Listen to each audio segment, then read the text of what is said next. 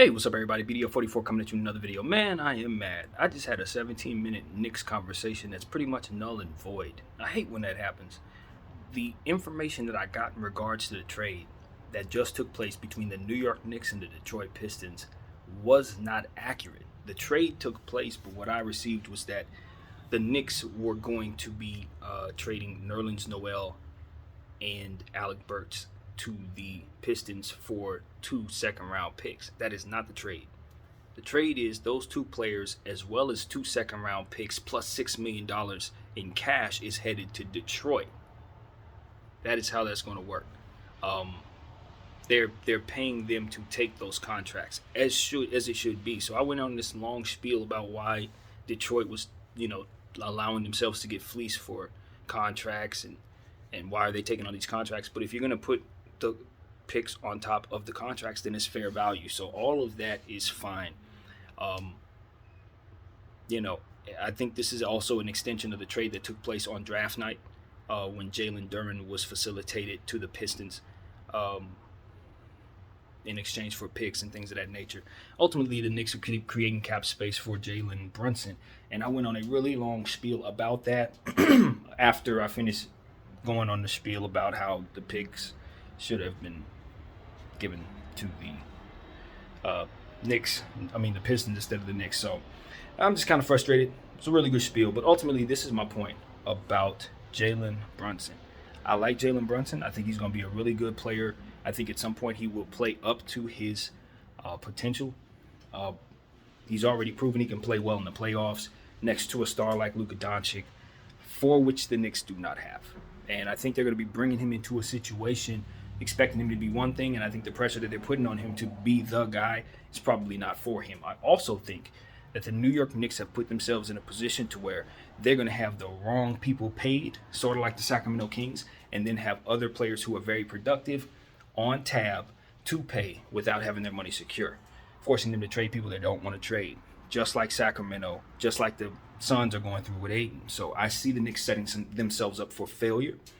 One of the points I also made, I thought that maybe they have some people in place that are not really basketball minds but are learning the game, are in tune with who's playing well but don't necessarily understand how it all comes together yet.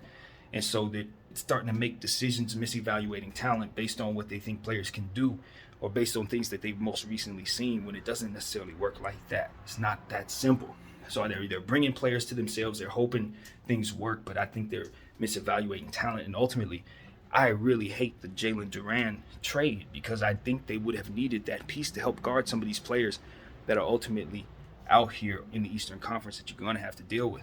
I just learned about Paolo Banchero and his game, and I realized he's going to be yet another one of those superhuman attackers with a big body who's going to need a double team and a triple team.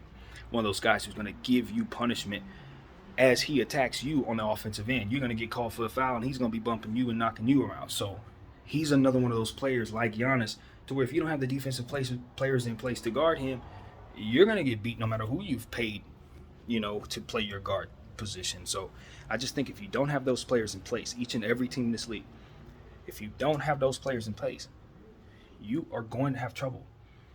And even though I'm not a huge fan of Nerlens Noel, they literally just gave away another one of those players to guess who? The Detroit Pistons, the same team they just gave their other shot blocker to. So I just don't understand why the Knicks continue to empower the Detroit Pistons to be damn near a young super team. They're going to be like the Rockets. They're going to be like the OKC Thunder. They're going to be like the Pelicans. All these young teams that have all this superhuman team talent. Add the Detroit Pistons to that list because of the New York Knicks. Because of their pursuit of Jalen Brunson, you may give the Detroit Pistons a championship 3-4 years from now. I am not kidding at all. So it's one of those situations where it's like, all right, Knicks, you want Jalen Brunson that bad? I hope he is the guy you think he is. I hope this isn't driven for the wrong reasons, because I know his pops is there. His pops is probably saying, man, you got to bring my kid. He's the man. And look, he is. He is. I'm a believer in Jalen Brunson.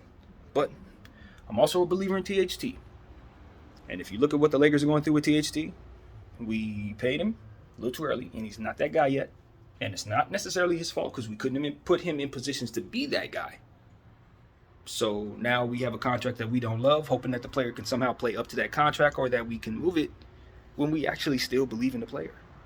We actually still believe in the player. So it's one of those situations where it's like, that's what you could run into. This could turn into a James Harden situation where you pay him early, you pick him out of the box before everybody else gets to him, pay him, what you know is going to be a discount, and then from there, he develops into what it is that looks like a great contract at $110 million because he's actually a $180 million player. Okay, maybe that happens. I like Jalen Brunson as much as the next guy. I think he could be a surgeon. I see certain things that he does in his game that are very difficult, if not impossible, to guard. So as he develops, I think he could turn into an excellent player. However, a lot of what he does is because Luka Doncic is next to him. It's because they have so much spacing. It's because they have such a good defensive infrastructure in Dallas. As a Laker fan, I'm happy that you want to extract him from that Western Conference powerhouse. I think it helps a lot.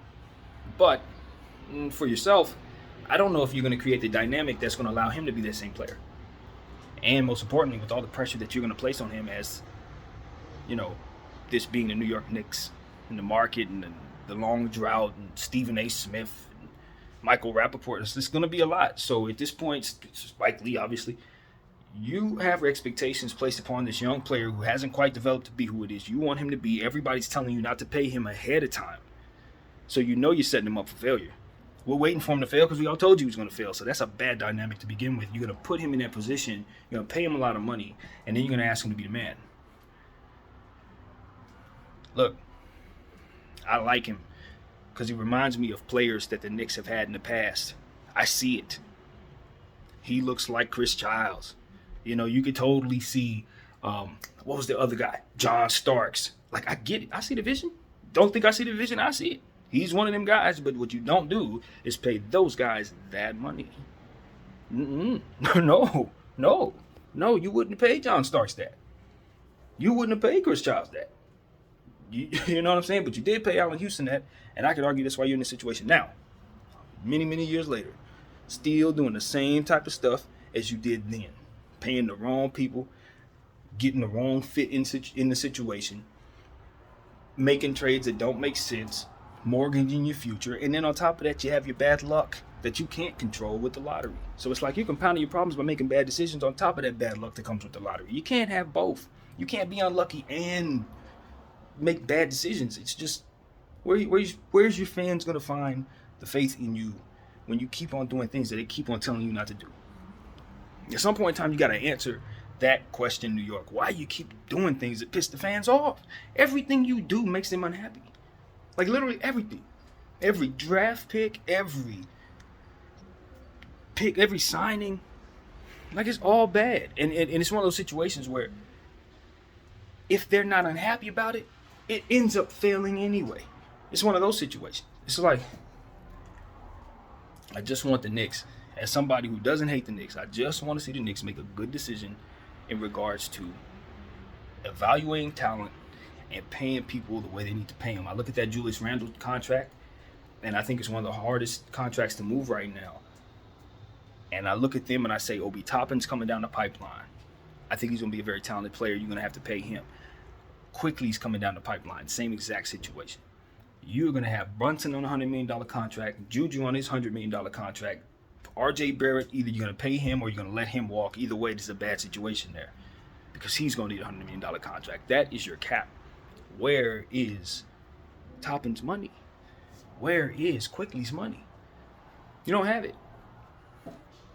And those players are going to be playing probably as well as those. That's why I compare your situation to the Sacramento Kings, because they ran into a situation where they played Fox, and then they had Halliburton playing great. Then they had Mitchell coming in, right? And somehow they seem to think that Domantas Sabonis is the answer to their problem, so they traded Halliburton. Wrong guy. Picked the wrong guy. That shouldn't have been the person they traded. We all know that. They did something ill-advised again. You're just like them, New York. You're Sacramento Kings East. I'm sorry. You're them. You evaluate things the same way.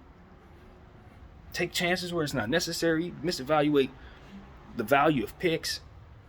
Giving away smart players. Bringing in players that you just like because you like them. I mean, that kind of stuff is what's happening there in New York. And it's like, look, what you're going to have happen is those two players I just mentioned, Toppin and Quickly, they're going to play very, very well they're going to both take a step forward if they don't get hit with injuries. And Julius Randle's going to play however he plays. Jalen Brunson is going to play probably up to the level that you want him to.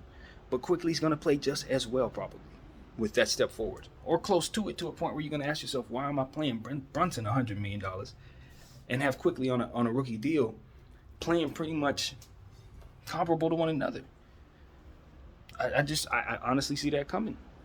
I don't think it's crazy to think 8 years from now that we don't see those two players as too far apart from one another in terms of status. When they both fully develop years from now, I don't think Quickly's going to be that far off from Jalen. So it's like, are you sure you guys are, first of all, picking the right players to prioritize, and second of all, paying the right players in doing so?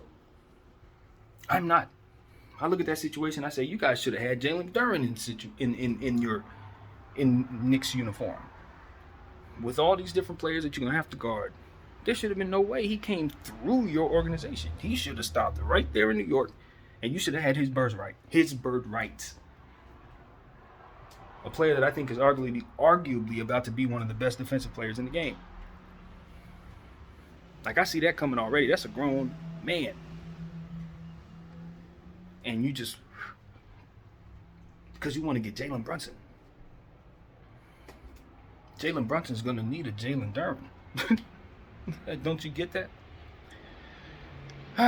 Anyway, so that's pretty much the gist of what I was saying in that first spiel. I'm looking at this Knicks situation, and I feel like I'm watching somebody run into a brick wall.